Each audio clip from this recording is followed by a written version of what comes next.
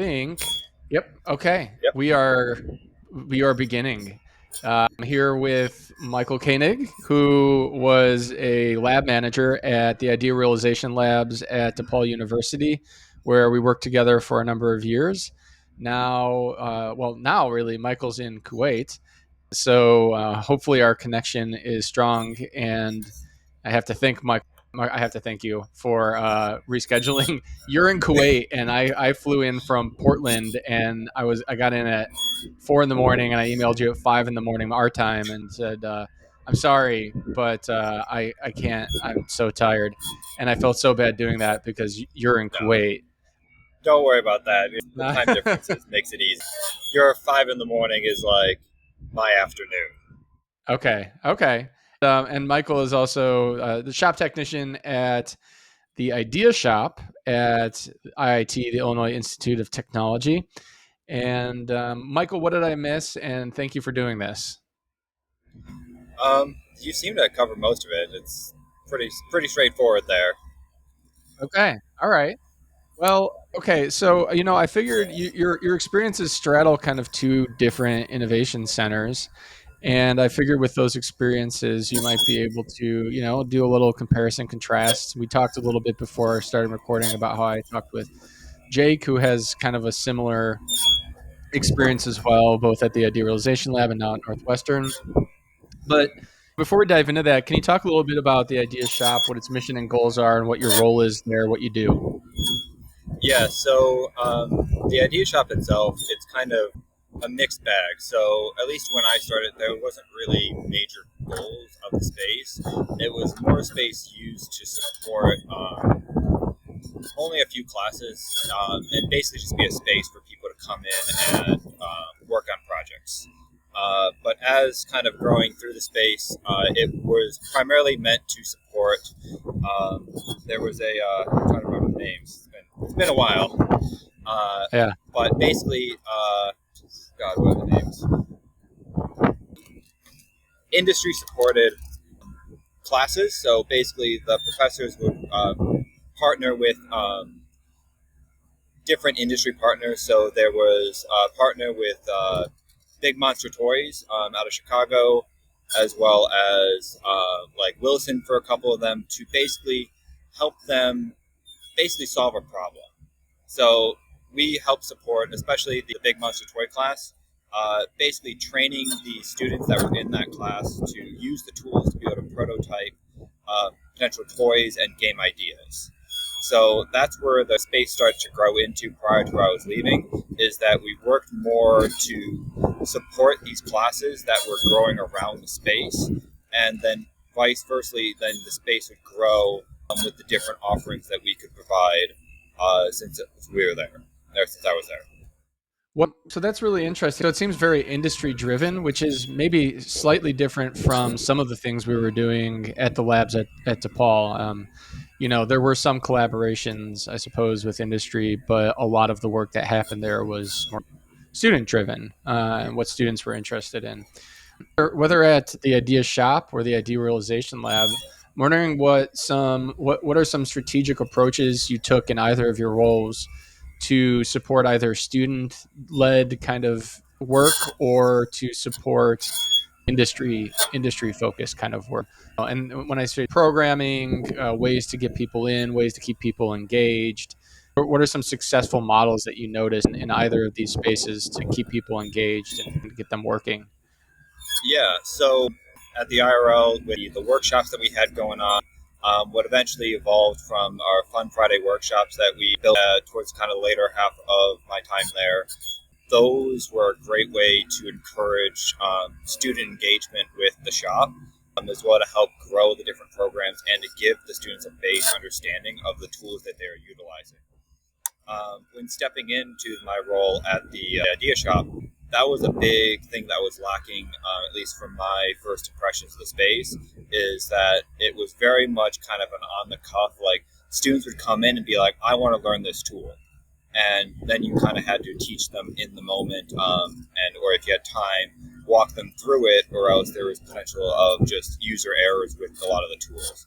So early on, we were experiencing a lot of, at least early on in my experience, we experienced a lot of user errors, potentially causing failed prints, damage to different machinery, things like that.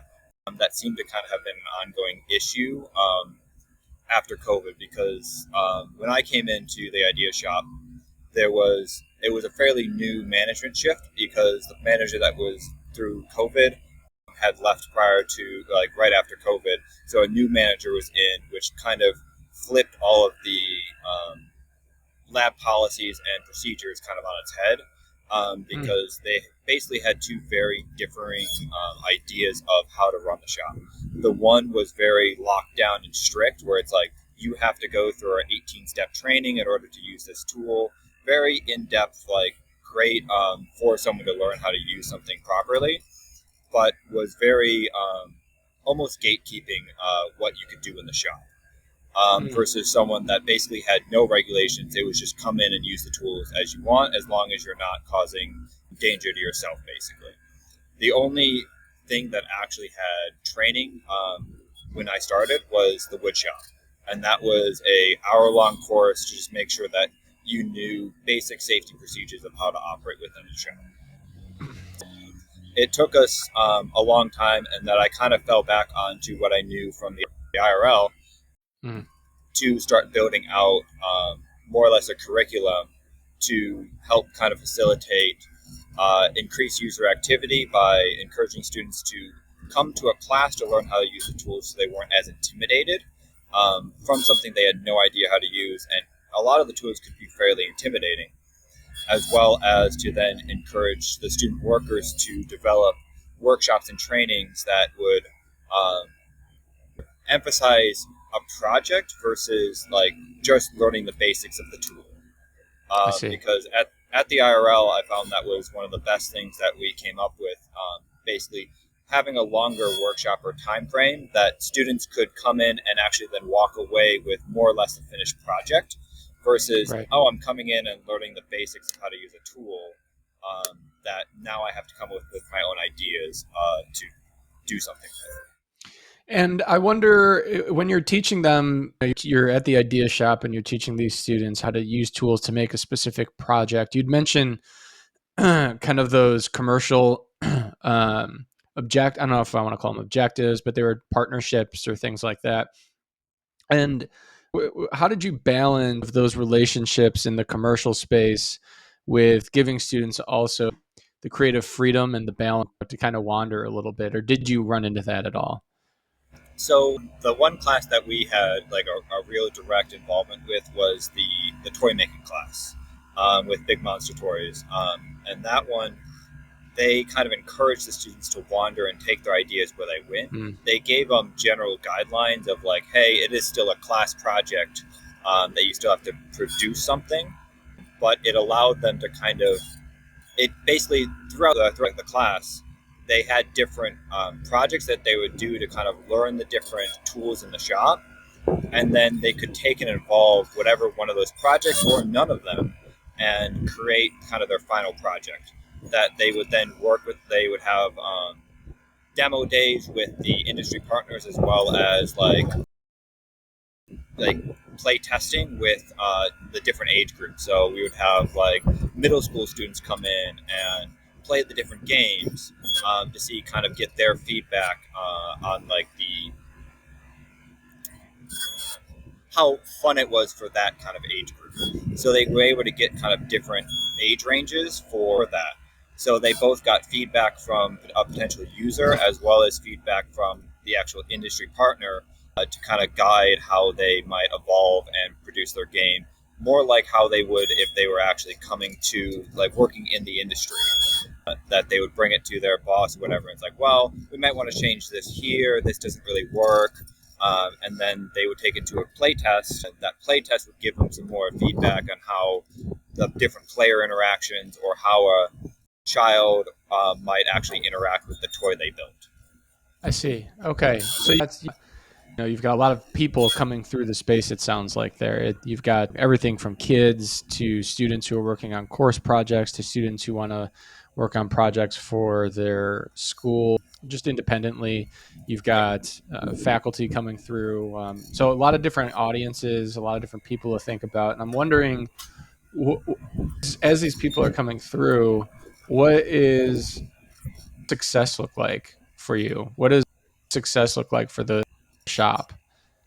The biggest, at least when I was there, my biggest goal for the shop was to basically expand the user experience, Yeah. and to be able to get more users through the space, to encourage more people that might not be in these direct courses to come and Yeah. utilize the space. Because that was one of the biggest things that we lacked, at least what I noticed. Again, this was all after COVID and all that stuff. So a lot of things had changed. New Yeah. people that maybe wouldn't have known about the shop and whatnot. It very much, there was a lack of user engagement, where you would see the people that were here for a class and maybe one or two other people that were kind of regulars coming to the space, but there wasn't just people coming in to experiment and try new things and learn the different tools that we could use just for their own experience. Right. So the biggest success factor that we could see was being able to see the uptick in users that weren't coming through just for classwork. Okay. And what's one, as you're thinking through that success factor, right? By the way, this was experienced everywhere. At DePaul at the time, so after COVID, there was a huge downswing in the number of people who were coming through the spaces. I think it's just people got used to being at home and they just wanted to get home as soon as possible, probably. Yeah, and it also factored into the fact that there was a new group of people that didn't know about the space as well, I think, Right. too. So thinking of that new group of people then and thinking of the success factors that you're talking about, what's one story, what's one big win that you noticed while you were there that other people might be able to learn from? If you think of a big win that other people can go, oh, that's a template that we might be able to follow, or that's a way of thinking that we might be able to copy. Yeah, God, I had to think back on that. It's been all of 5 months since I've been there. Right. Um, but It looks the pretty big, hot in Kuwait, by the way. yeah, what is it? It's like 100 and something degrees right now. Oh my God. Okay. Yeah, it's 111 right now. Oh my God, Michael. Okay. At least it's a dry heat, like they all say. It's not too bad. It's not like Chicago's humidity or whatnot. Right. Um,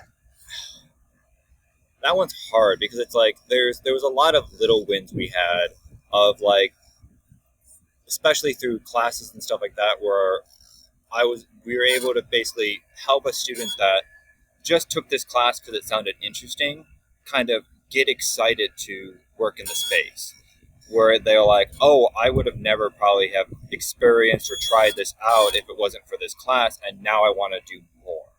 Like, that's the kind of like little wins like that are really what kind of help encourage, like, keep me excited to expand the space. Is that basically giving someone the opportunity to try something they wouldn't have done before, and then seeing them grow and develop from there.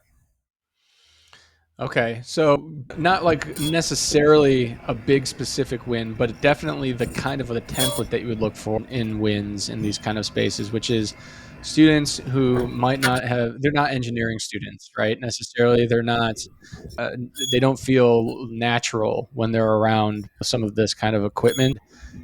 And through the community that you facilitate, they find themselves feeling like they're part of that space and maybe exploring some of the things in it. Is that kind of what you're? Yeah, very much Yeah. kind of along those lines. Just like getting people excited about making things, because that's what these spaces are about. They're places for you to experiment, learn, try something that you wouldn't might not have access to in the future Right. outside of the university and stuff like that.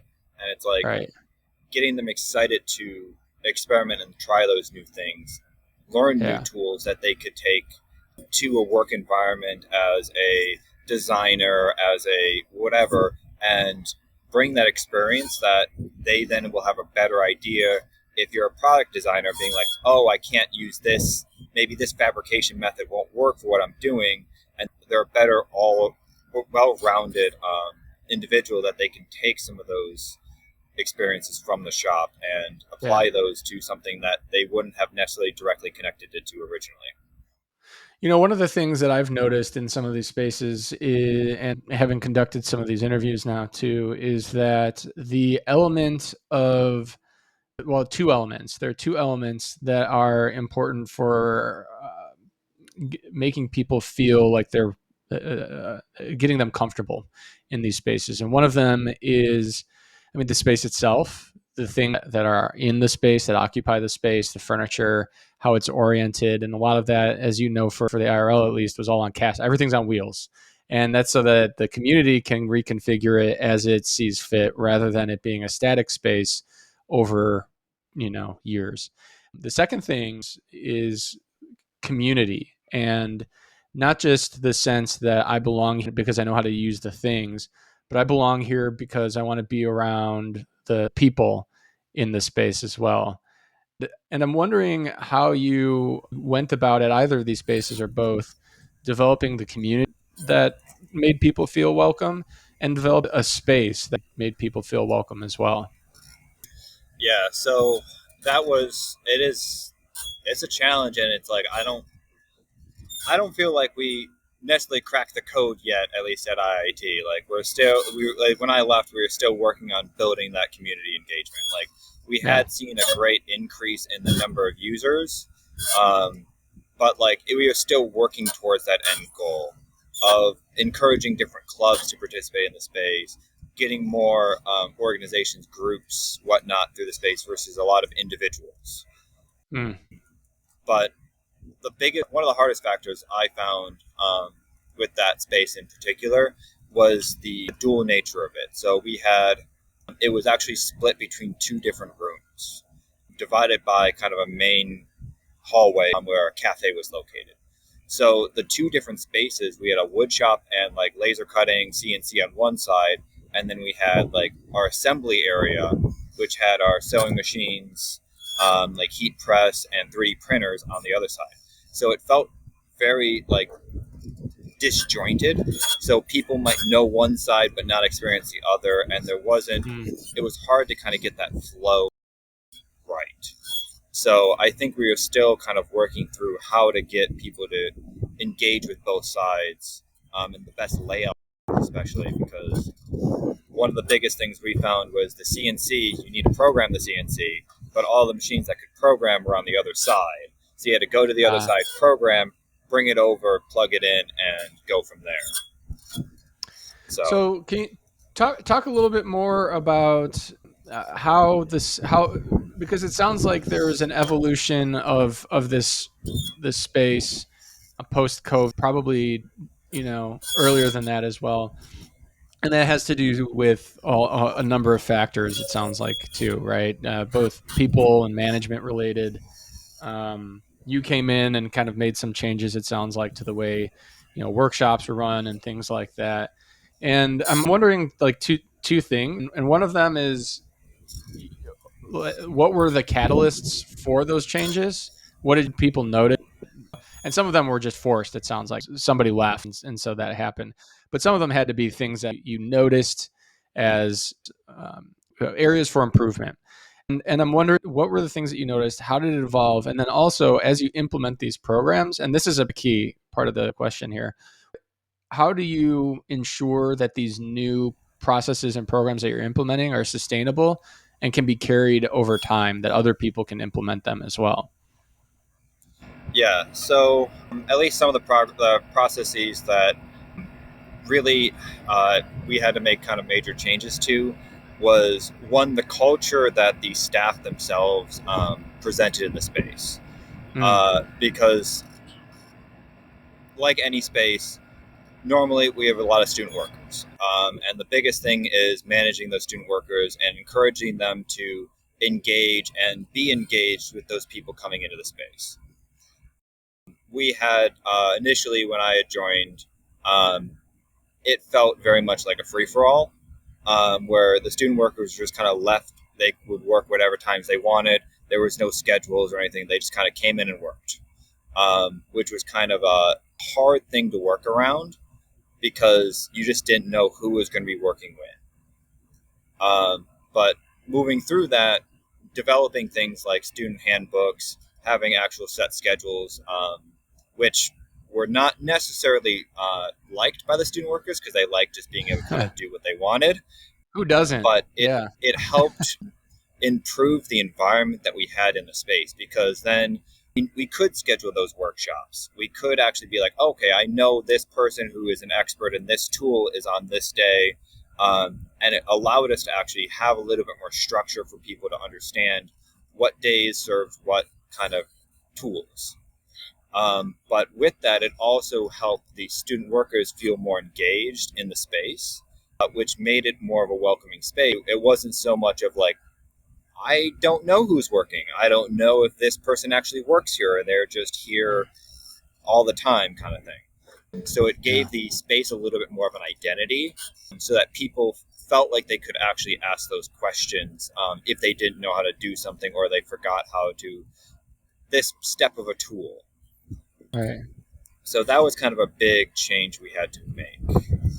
Interesting. What was the second half of that again? Well, I mean, and I think you're kind of touching on some of it too, but the second half was about sustainability. So as you introduce those programs and processes, how do you make sure that they carry over time? So and the example I would give is I'm now at Washington and Lee University. I have my own centers here. And yet at DePaul, which I haven't had to do anything for since I've left, I would assume a lot of the processes and things that we put in place are carrying over time. And so it's important to me that as you introduce things, that you ensure that they're sustainable so that the effort that you put in can be honored and can remain in place after you leave, as long as it makes sense. Right? I'm sure things change and are changing at DePaul and wherever else as well. But in general, nothing fell apart. Everything is still running, and that's important. And that, I think, just comes into the sense of documentation. Basically documenting how you went about kind of building the original ones. Someone could look at an example and continue to build off of it. So that was kind of the biggest thing that I saw, at least originally with the space, is it lacked any kind of documentation. Like when I came on, there was very little like onboarding. It was just kind of, hey, figure out something to do. Right. So there wasn't a lot of the kind of the base groundwork that needed to be done to help people feel comfortable in the space, whether they're student workers, full-time staff, and then that applied to also then students coming in. So there was not really any structure in place to help train those people up. It was just kind of, hey, you know how to use this tool. Can you show me how to use it? But that's a hard thing for someone freshly walking into a space, not knowing anything.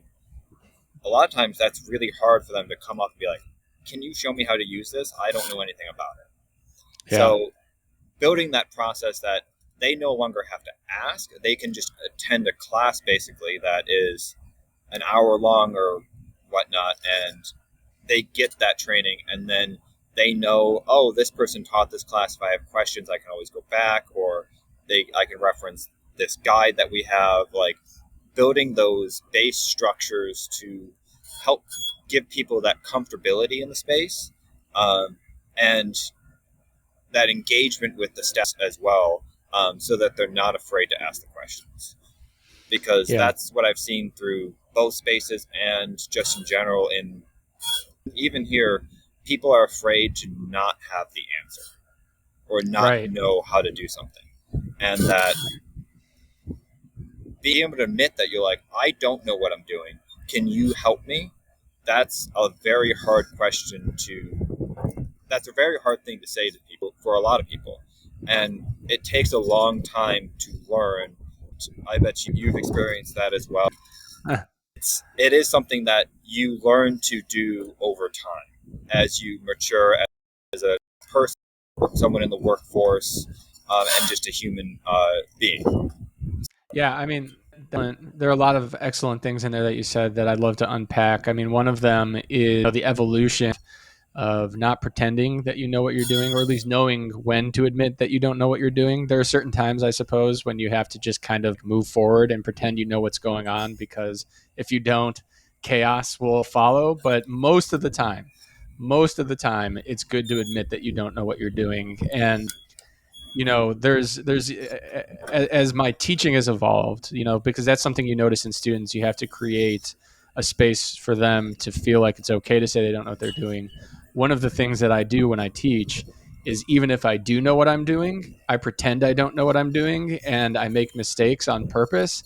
And maybe I'll take like dumb, like, you know I was teaching somebody how to use there's a piece of technology now where it's pre-emulsified silk screens that you can laser etch designs onto. And so I was teaching somebody how to use it yesterday. It was my first time using it, but I generally knew what the process would look like. And I put the screen in there, and the first thing I noticed was that the height was off and that the laser was going to run into it. But I shut the laser anyways and turned it on to show him that it was okay that the laser ran into it and that it made a mistake because it was recoverable. Then I knew that we were etching it onto the thing backwards, and I mentioned it like briefly, but then I was like, I don't care, whatever. Let's laser etch this thing on backwards, and then he'll learn that it's okay. And the whole process was just showing him that, like, really it's an $8 screen and the laser will fix itself. And so if these mistakes happen, it's totally okay that they happen. And that's Yeah. that's the next iteration, is creating that kind of environment where people watch you making mistakes, and then they realize it's okay to make mistakes as well. And it certainly, if you have a big ego, it could feel like it's a blow to your ego because you're looking stupid. But honestly, I don't care. I'm almost 40, Michael. I don't care if I look stupid anymore. If somebody thinks I'm dumb, that's fine. And my ego doesn't need for people to think. Anyways, so that's interesting. You mentioned that. That's really compelling. I think just talking about the sustainability and documentation is also interesting. There's a question I had in there, which is, you know, documentation is excellent. Documenting processes, I've written many 20-page documents for how to run centers and things like that. Is there a point at which documentation, and I think you may have noticed this maybe at DePaul even, is there a point at which documentation becomes burdensome as well, like almost too much documentation, too many processes, Yep. and that can get in the way? How do you balance that? That's very much it's something I think every organization runs into. I run into it every day out here, that there's 18 million ways to skin the cat, and everyone wants to do it a different way, even though there might technically be one process that you're supposed to do, but this person actually wants the document to look this way, not this way. There's a lot of stuff to unpack within just my experiences in the Army, but you see that a lot as well. Even at the idea shop, where bureaucracy and policies can really drag things down. And the biggest thing is being able to go back and look at what policies, documentation you might have, and actually like analyzing, is this useful? Or is this just another control measure that we already have in three different ways that is just kind of a redundancy? So when you realize that, oh, I'm doing the same thing three different ways to make the same outcome, is the redundant thing that I have in place, or the redundant document, whatever it is, do I actually need that? And being able to go through and doing a scrub basically of what you're doing, and does it make sense for you to still be doing this? Because, like you said, the industry evolves. So you might need it to do something where, yeah, if it was, the laser might have been damaged if that user ran it into it, but nowadays they're more robust, so now it doesn't matter. So it's like having that failure, it's like, oh, it's not as big of a deal anymore. Right, right. Another thing I notice is, if you know what your strategies and your values are as an organization, what you're trying to achieve, and you've got processes that are making it harder to achieve that and aren't getting you closer to the goal faster, then you need to reevaluate those processes as well. I'm Yep. thinking of several processes we put in place. I don't know if I want to say back in the day. It wasn't that long ago, but it was long enough ago. It's a couple years ago now. It's like, yeah, Yeah. feels like ages ago, both because of COVID and 3 years everything ago else. now, at least. 2, 3. I mean, I've been in Virginia for a year, so yeah, and then about 2 years, something like that, 2, 3 years. Boy, So I think it was I left in March 22. yeah. Wow. Things change fast. Yeah, But there were processes that we had put in place, and it just got onerous, and that was something I learned. But I I think yeah, that also came from just that this was a new space and that we had to basically keep evolving. Like at least IRL, we had to right. keep evolving and trying to change with everything. And the biggest thing is that the amount of documentation we had from the very beginning to where we were when I left, like, had completely changed. The way we Oh, did things had changed. did But you hear that? Was I yelling into the microphone or not? I No. didn't. Yeah. Okay. Good. Sorry. So sorry. I cleared my throat. Yeah. I mean, it was a new space. Things changed. And while you were saying that, I muted myself to clear my throat, and I didn't want to. I didn't know if I actually muted or not, and I was Yeah, okay. no, but it was just like the amount of documentation that we had from the all the proposed things we wanted to do. It became so hard to actually navigate any of it. Um, Right. that it's like that's where it's like you would need to kind of look at it. It's like, okay, we need to kind of do a purge. What do we actually need here, and Yeah. what is just kind of an idea we had basically. Right. I wonder. Okay, so things change, new spaces, a lot of things moving around. This isn't like an easy transition into this next question, but as you're talking about new things and introducing new things, I'm thinking of a conversation I had with Jake where we geeked out on just some of the new technologies that he's bringing in Northwestern. And we talked a little bit about some of the stuff that I'm getting here. And I'm wondering what are some of the, I guess, number one, what are some of the essential technologies and resources that you saw utilized in the spaces? And then number two, what's something that you're excited about or that's new or on the horizon that can be adopted or integrated into these centers? So the biggest thing that I saw, like one of the tools that was pretty much used every day, or two of them really, pretty much nonstop, was one, our laser cutter. Just because the Illinois Institute of Technology has a very large engineering and architecture base of students that Right. need to do stuff, scale models, things like that, which was perfect for the laser cutter. That was one of the tools that was very, very widely used for everyday projects, from basic someone's making gifts for their family or ornaments or something to actual projects, industry, things like that. And then number two was our 3D printers. Our 3D printers, like what we kind of saw at the IRL, are just a really cool piece of technology that people can pretty much make whatever they want with. Right. So that was one of the things that I am very much a 3D printer person. I love Yeah. my 3D printers. You know that. Yeah. Do you have it? Did they give you any access to any of that where you're at now, or are you just like in the desert with no 3D printers? I'm in the desert with no 3D printer. Doesn't mean I can't still do my hobbies and stuff.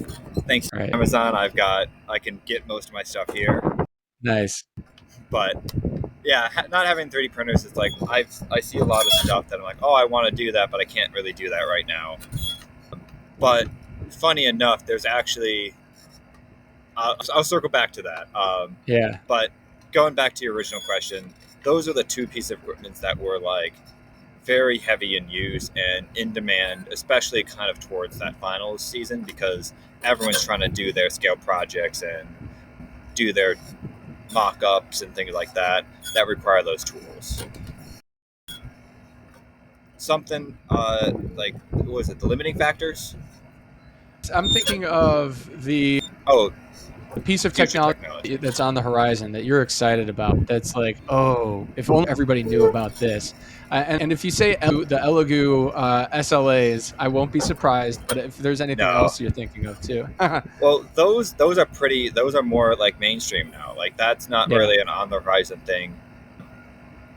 It's going to be potentially the size actually be able to upscale a lot of these existing products from laser cutters to 3D Yeah. printers. The fact that like CNCs are heavily used just for cutting things out, but if you could have a large format laser cutter that is a 8x4 that can cut through plywood kind of thing, that would be a huge like speed boost for one within industries for cutting out just paneled work, but it could open up a whole new avenue for being able to do things a lot quicker and in like one fell swoop. Because Yeah. in theory, laser cutting in some aspect is faster and a lot more precise than a CNC would be. Excuse me. Yeah. So something like that, where it's not so much any new piece of technology, it's more upscaling the existing technology that's already there. Yeah. I mean, one of the I don't know if you've heard of these new Bamboo BAMBU 3D printers. This is what Jake geeked out on actually, but it's actually similar in concept to what you're talking about in that it made 3D printing much easier, more approachable, and faster than people had noticed. So the Bamboo 3D printers that are out now print about 5 times faster than a regular one and print multicolor, and it's just by clicking a button and telling it what color you want. And then it also has error correction where, as you know, if you're printing like 10 different objects on one bed to get them all done, if one fails, everything else fails. So the Bamboo allows you to go in and select the object in mid 3D print and say, stop printing just that piece. And so it's doing all sorts of interesting things using machine learning and computing Yeah. that prior 3D printers didn't do. It's doing error correction. Basically, the way it's able to go faster is that it auto corrects via computing for the jitter that happens when something Okay. moves really fast. And Yeah. then it's, No, that's a huge benefit. That's a huge change to what's kind of there. yeah, Um, but I know my focus area really went towards like resin printing. That's kind of right, was my bread and butter with figures and stuff. right, The quality that you can get from that is far superior than what you can get from a standard FDM printer. Not recently, but within the last like 2 years, the size of them, the like available on the market like bed sizes of right, those have significantly increased. right, So best example is the forms, and eventually when we went to the Elegoo's, like I very much like that brand because I've had very good working. They're cheap, and they're very kind of open source, and there's a lot of users out there that kind of help fix errors you might be having. yeah, It's the community that's around them that really kind of sold them on for me. But what they have done too is now they have built build plates that can rival some of the larger filament printers and be able to do those larger projects in a right, higher quality material, which is a huge advantage for prototyping because you can now use a more solid material, a denser material, something that has a lot more detail oriented into it, and not have to do as much finishing work on that material to make it look like a product, prototype ready display product. yeah. And at the lab itself, we actually had a machine that was very, very cool, very advanced piece of equipment that was very rarely used because we didn't really have anyone that needed that specific type of machine. It was also like it was you had to do a lot more on the back end design work that no one really had experience with using. I'm trying to remember the name of it. Other than the J55, I think that was the version number, but it was the best way I could describe it was a inkjet printer 3D inkjet 3D printer. It basically had your Oh, standard inkjet cartridges, so your black, your white, your cyan, your magenta, your yellow, and it could actually do on the fly mixing to basically build whatever color you wanted and be able to 3D print something in full color with a resin based material. wow. Okay. Yeah. Yeah. It's that combination of you want people to be able to make things as high fidelity and as complex as possible without exposing them to the complexities that are behind the thing. You don't, the loop this DePaul space had an SLS printer, which was Yep. expensive and difficult to use and broke. And it was really cool in theory. In theory, it's really cool. In Yep. practice, it was wholly uninteresting and unused in so many ways. And use case. Right. Right. So that's a lesson for me at least that I learned is sometimes big expensive things are not actually that useful. Other times, I think maybe they could be and it just requires some on-ramping and adoption and things like that. But I guess that leads me to my next question, which is like what are some other lessons that you've learned through your work at both of these spaces? What are some things good, positive, things that you'd change as well, things that could have been done better that people could learn from?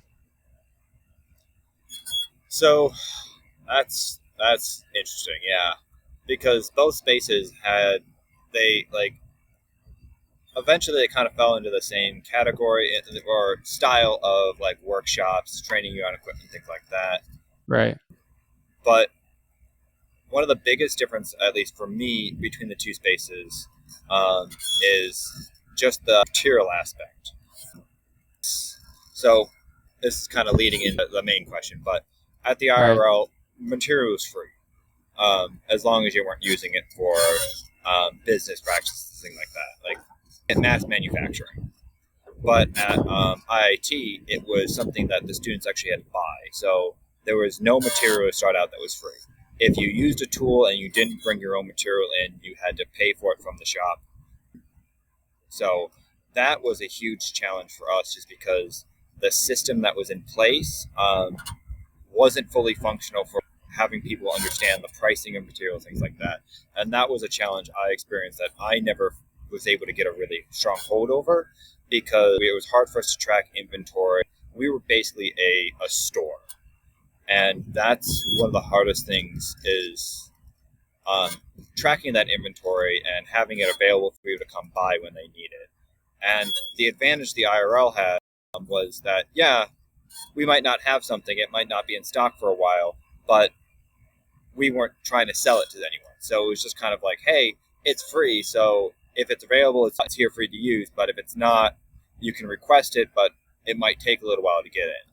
But as a storefront, basically, you're expected to try to have a stock at all times. So managing that is a tricky aspect. So kind of like a word of warning from that is that inventory management is something that I think every space, IRL, idea shop, struggles with because you don't think about that initially. You think about, oh, this tool I have, how to train someone on this tool, but the actual materials that that tool uses tends to fall by the wayside, I feel like. Yeah.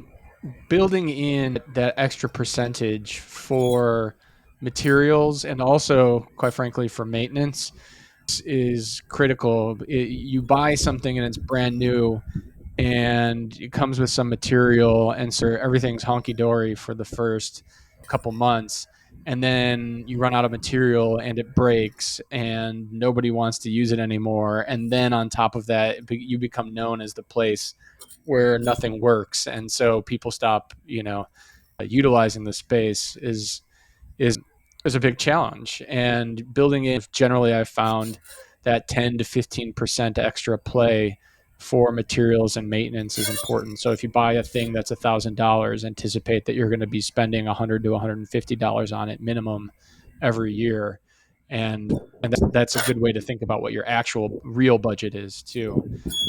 What are some other any other challenges? I think maybe even more strategically, or policy wise, that you can think of that kind of like you've noticed these centers face as they're trying to get off the ground and then sustain themselves. Yeah, so I do want to circle back to your machine question, but I'll get to that. Yeah. But I think the biggest one is training accountability. So a lot of these spaces, they have like we have these trainings that you're supposed to do in order to use that machine, but being able to actually track personnel that have conducted that training and ensuring that someone using the tools have actually gone through and learned how to use it properly, or learn how the space itself operates, where it's like, oh, if you want to use this tool, you have like, here's kind of our own policy we have on that space.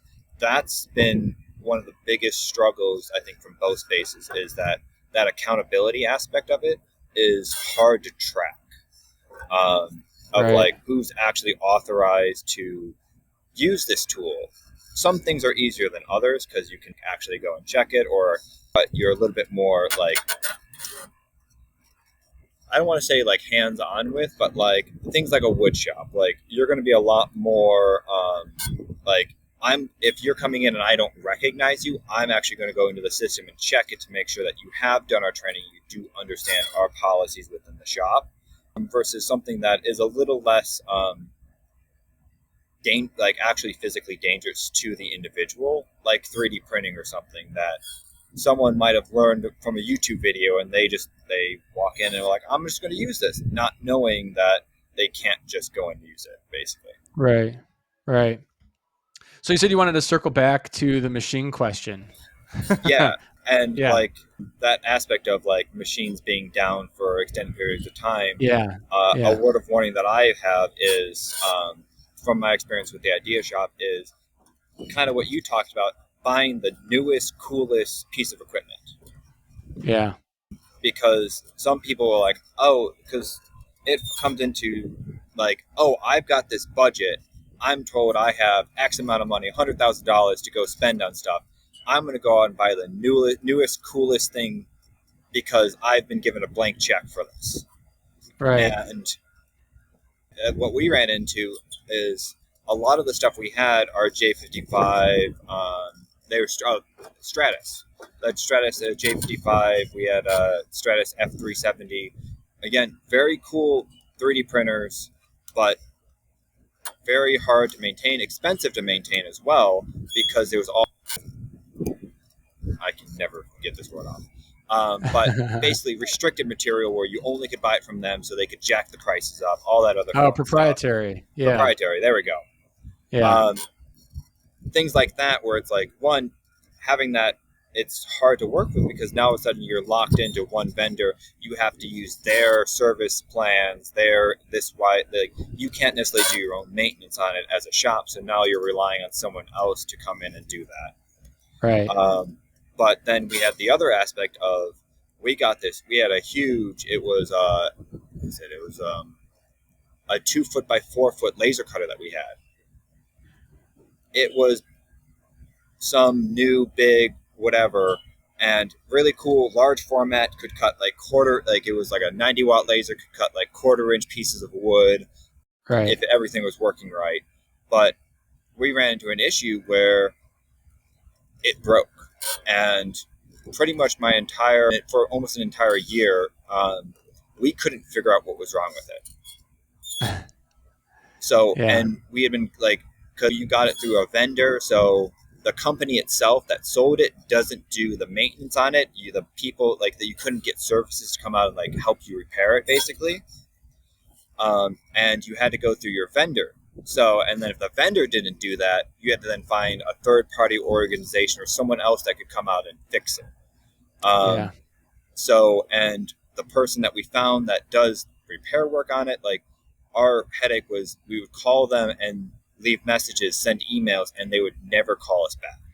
Right. Yeah. So kind of, So buying, like, yeah. it's that aspect of buying that new cool thing, or buying it from an incoming in like studio person, like, for a new shop, that's very hard to do, because again, it runs into that, if it breaks, can you fix it?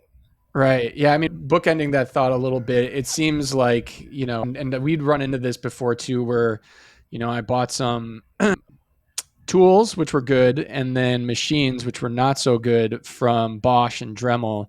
And the laser cutters and 3D printers that they produced were good to start. And then over time failed. And eventually Dremel kind of fell apart as well. And getting support on some of those machines was nearly impossible.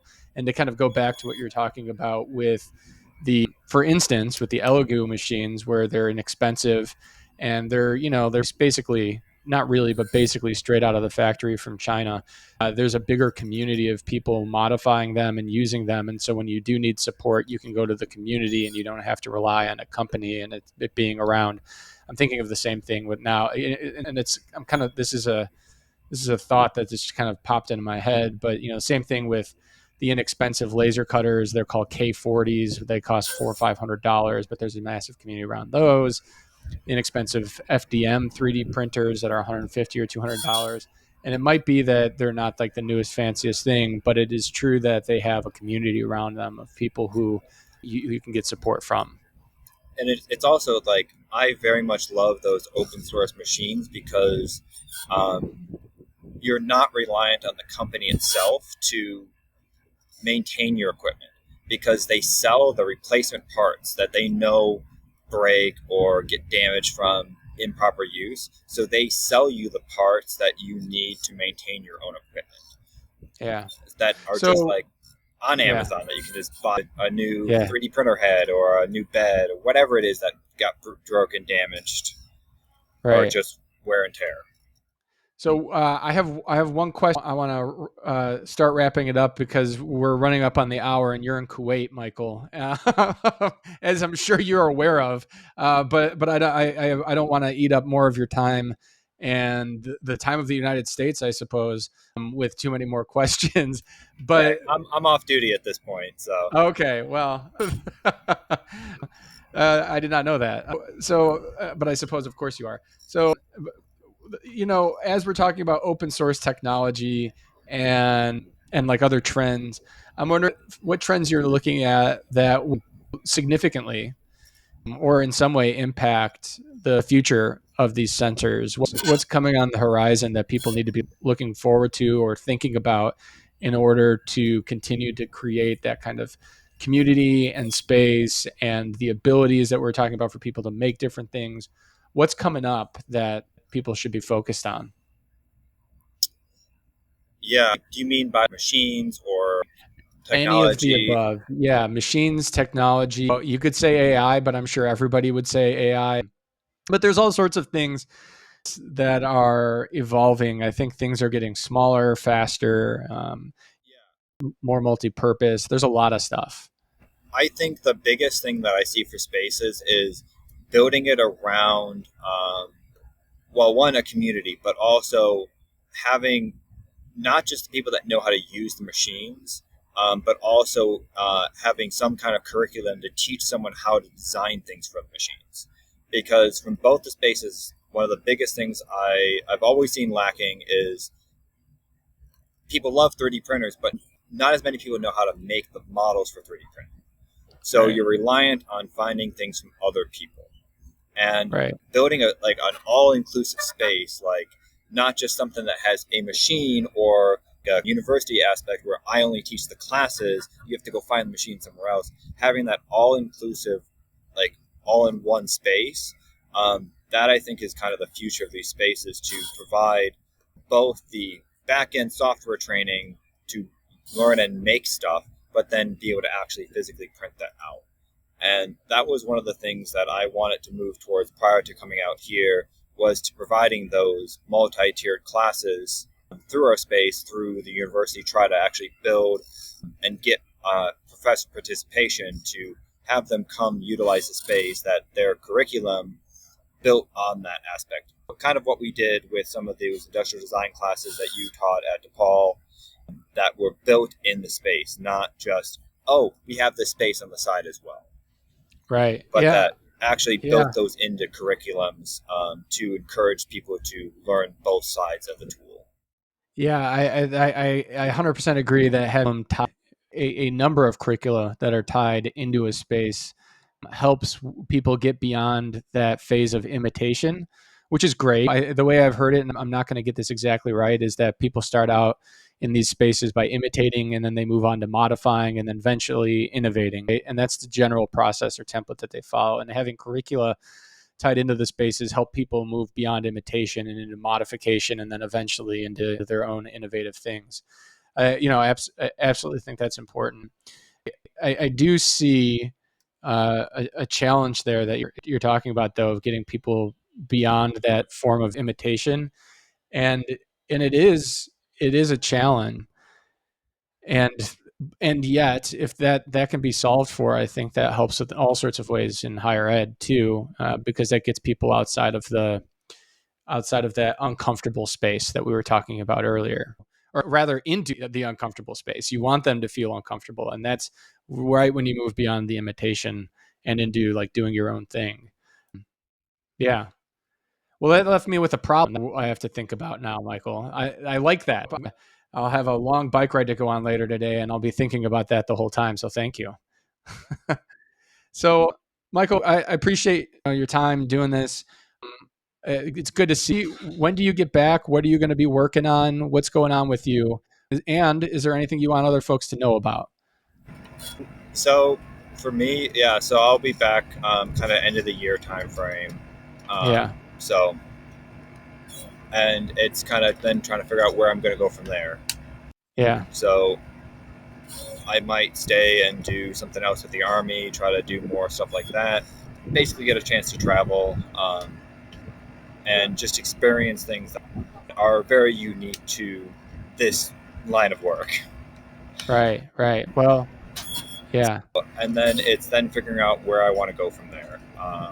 yeah, I do plan to go back and get my master's at some point.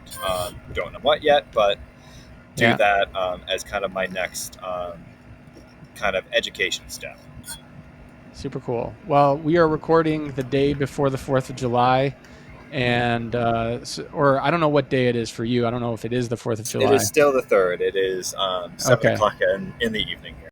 Okay. Well, happy almost 4th of July.